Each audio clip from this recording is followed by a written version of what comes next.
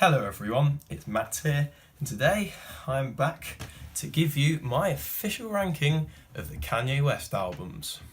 So yes, I appreciate I haven't been making videos in a while, but I decided I wanted to again for a couple of reasons. I really enjoyed it, and I noticed that my Bjork review had over 1,000 views, and I thought, okay, well, I mustn't keep my fans waiting. And today I thought, with the absence of a lot of new material coming out at the moment, I mean, there is some great stuff coming out that I want to talk about, but I thought I'd get myself back into it by talking about one of my favourite artists at the moment, and that is Kanye.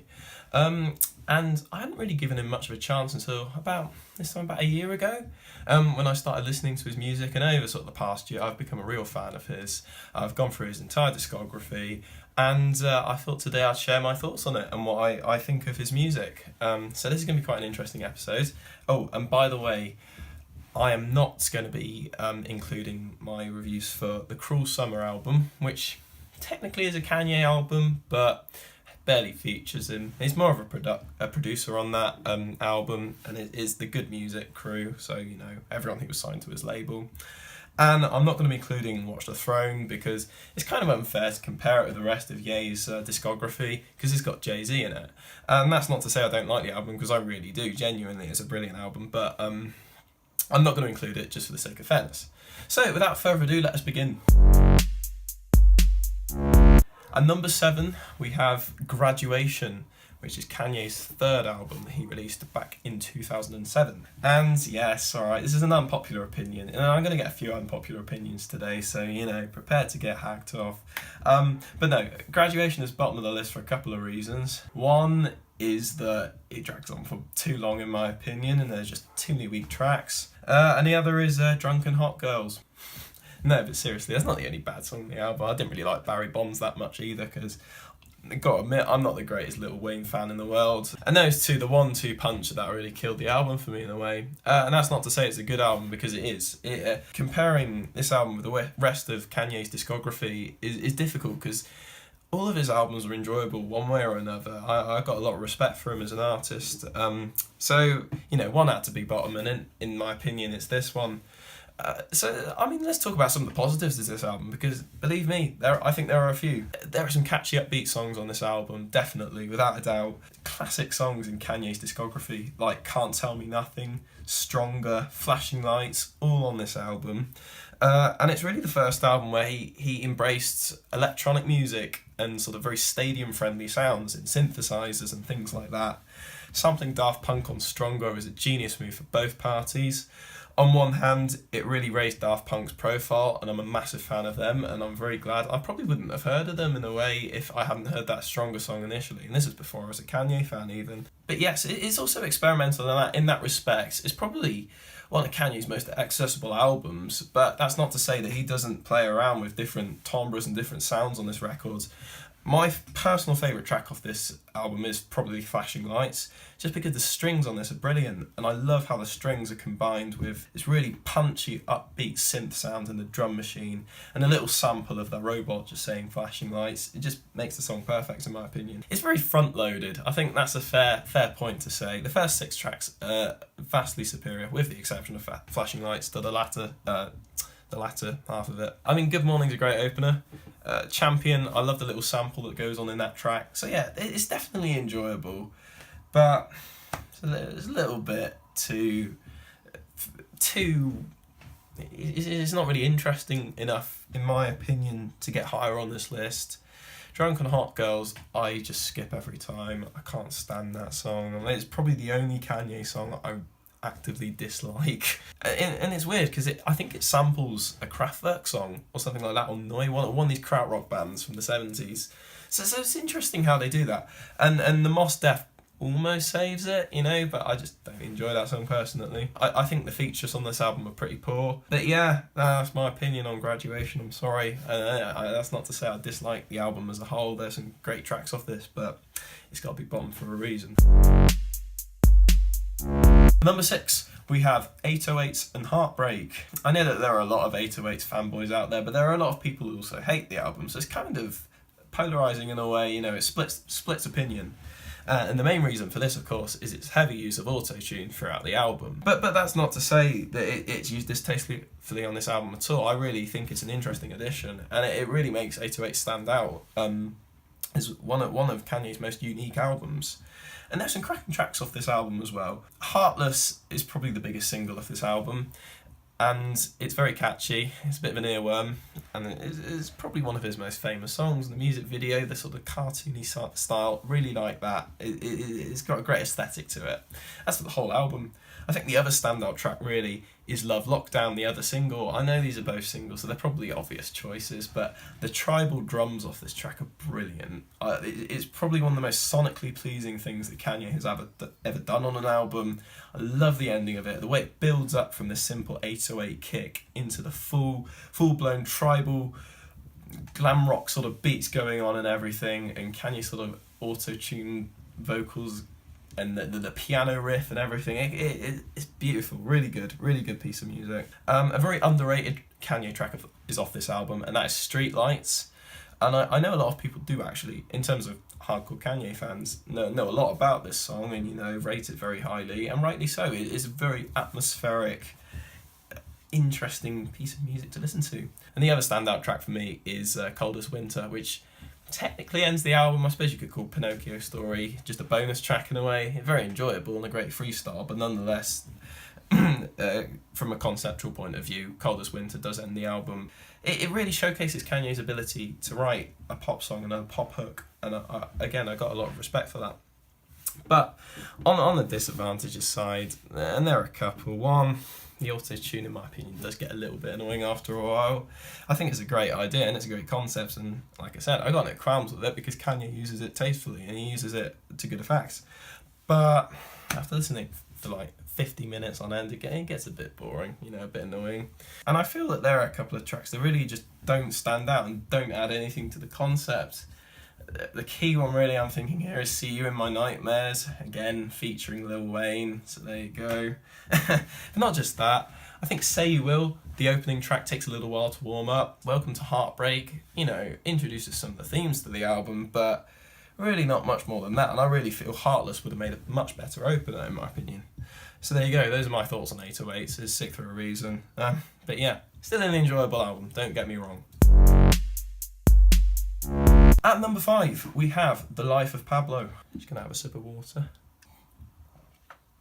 This is a bit of a difficult one for me to rank because, objectively, it's a worse album than like The College Dropout or Late Registration or something like that. But I really enjoyed it. I love this album a lot, and this is probably the first Kanye album on this list that I really did enjoy properly. It's a bit of a weird one because it's not cohesive in the slightest. It's all over the place, but that's kind of what's so charming about it in a way. It's a really enjoyable album, and it's got some great ideas to it. I think the first thing to point out here really is the features on this album are brilliant. I was saying how I didn't enjoy the features at all on Graduation or 808s really that much. On this album, they're brilliant. I know that Chance the Rapper had a monumental effect in the writing of this album. Of course, he's featured on the opening track, Ultralight Beam, which is one of my favourite Kanye songs. His verse on that is brilliant, but apparently he also had a big impact in the fact that he convinced Kanye to include Waves on the album, which is probably another highlight I would consider. But of course, it wasn't just Chance the Rapper, and Kanye, especially in his later works, will just credit everyone who's in the room pretty much, But yeah, like I said, a very enjoyable album, sort of harking back to his early days of soul samples and things like that, but almost to greater effect on songs like Father Stretch My Hands, Part 1. And yeah, it's a mildly interesting concept. Who is this Pablo? Is it Pablo Picasso? Pablo Escobar? Who knows? And it kind of showcases the vulnerable side of Kanye that I love hearing about so much. And when he's talking about his family on songs like No More Parties in LA, and it's nice to hear that side of him, having come from Dark Fantasy and Yeezy, the 2 albums before that, which really showcase this darker side to Kanye. So it's interesting, and it's nice to listen to. On the disadvantages sides of him, as I said, it is a little bit all over the place, and that's a pro and a con in itself.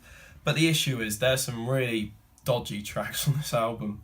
There were about 5 tracks that didn't need to be on it. It's a little bit long. There's that really annoying Silver Surfer intermission. Low Lights didn't need to be on there. I suppose its main function was to build up to the following track, Highlights. But there are a few tracks that did not need to be on that album. I'm sorry, but there you go.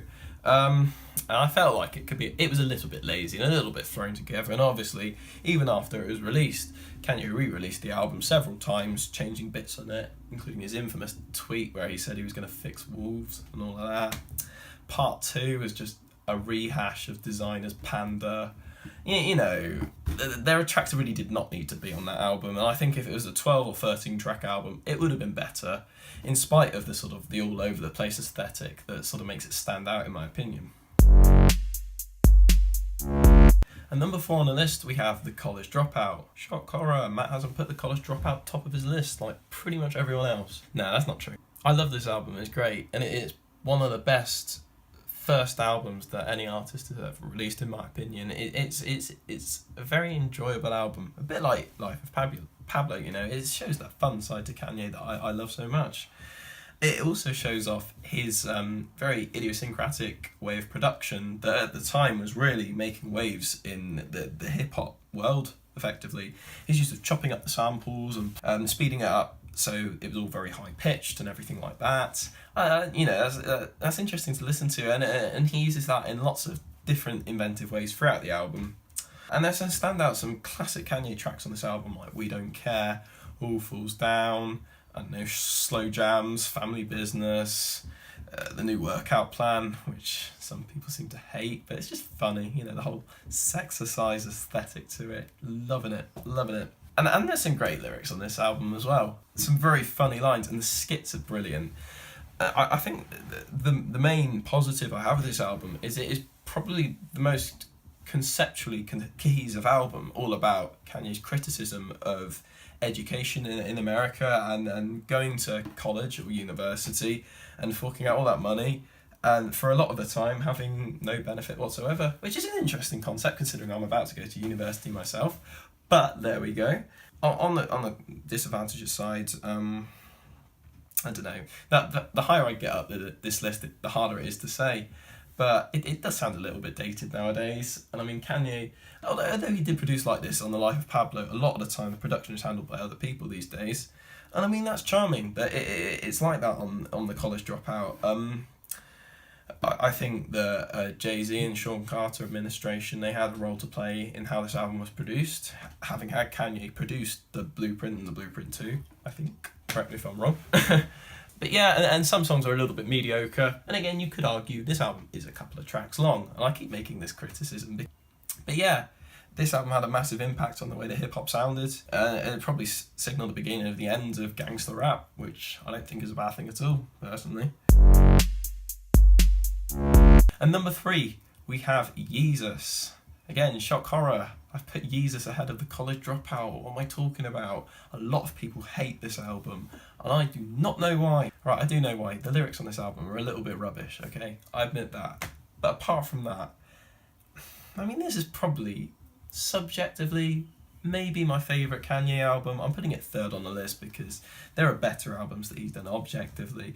But this is a very exciting, exhilarating album to listen to. Kanye has never done anything like this in his career, and I don't know whether he will again, because a lot of people seem to hate this album. And yeah, that kind of annoys me. It's one of his most cohesive, consistent albums. It's only 10 tracks long at last. The Kanye album doesn't go on for too long. It's 40 minutes long, and every one of those minutes is used to the absolute maximum. I would argue that there's not a bad track on this album, but I think, you know, people would disagree with that. And there are some weaker tracks, don't get me wrong, especially in the latter half. This is a very front-loaded album. The first 4 tracks on this album, 1, 2, 3, 4 knockout punch. It's a brilliant way to start an album. Black Skinhead, of course, is heard a lot in pop culture nowadays. The very distinctive tribal drums that sort of hark back to Love Lockdown on 808s. And the production on this album is absolutely fantastic. Now, you know, I produce my own music and stuff like that, so, you know, I can tell when something's overly compressed or something like that, but the thing is, it's such a jarring effect that it actually works on some of these songs. Of course, Kanye got a lot of big names in to come and help produce this album. infamously calling up Rick Rubin 10 days before the album was released to sort of minimise it effectively.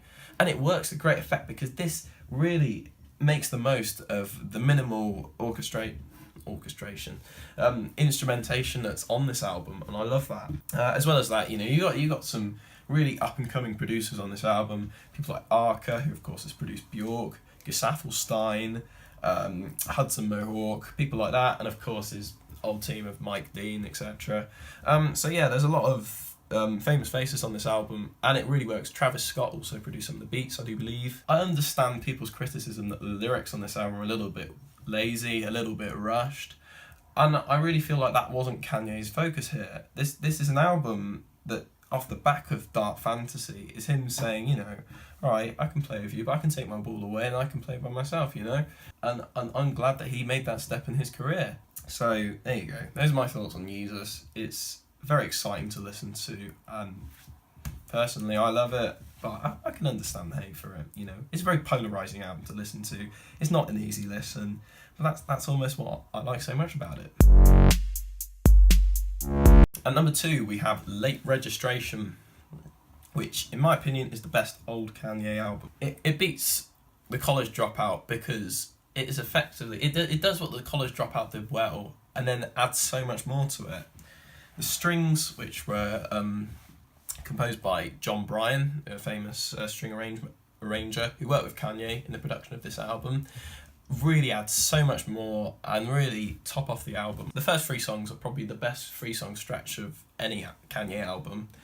Heard 'Em Say, obviously a very chill way to start the album, which is a departure from some of the more abrasive ways, like On Site, of introducing a theme for the album. But going into Touch the Sky, which is my top 10 favourite Kanye songs, probably his most favourite song, one of them at least.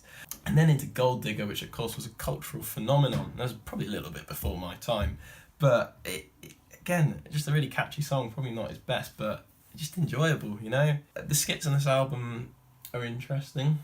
They all fall around the whole the Broke Fi Broke crew, and you won't have a clue what that means unless you listen to the album, and how Kanye effectively is making his departure from his roots, and he's been making beats on the side and all of that, and it's interesting. And then the sort of concept of this album kind of reflects that to a degree, but it's also a very fun album. Again, I keep talking about this more fun, personable side of Kanye that I like a lot, and that is definitely showcased on this album. Some standout tracks, obviously the first 3, as I said. Crack Music, which, again, I'm not a massive fan of The Game, but his feature there is pretty good, and it is a good track all around. Roses, because it's just lovely, as is Hey Mama. Addiction, the sample in that is brilliant, and Gone, probably the most underrated Kanye track ever. No, it's a brilliant ender to the album, I suppose, if you're not including like the bonus tracks and Late and all of that. Diamonds from Sierra Leone as well, forgot that one. So yeah, it's just track after track. It's just such an enjoyable listen. It's just like a little bit of this, a little bit of that, like the tapas bar of a Kanye album, And there's a lot of different concepts that are introduced on this album that Kanye would exploit fully on later albums, but it's really here that I feel he became the artist he is today. So, you can argue what you like about that, but it's very impressive start to finish. I think if it was missing a couple of tracks, and I know I keep making this criticism, there are a couple of more mediocre tracks, it would genuinely be one of the best hip-hop albums of all time. I mean, to be honest, I could kind of argue that it is already, but, there you go. There's a couple of less well-known, less good tracks on this album, I suppose. It's a very articulate way of putting it.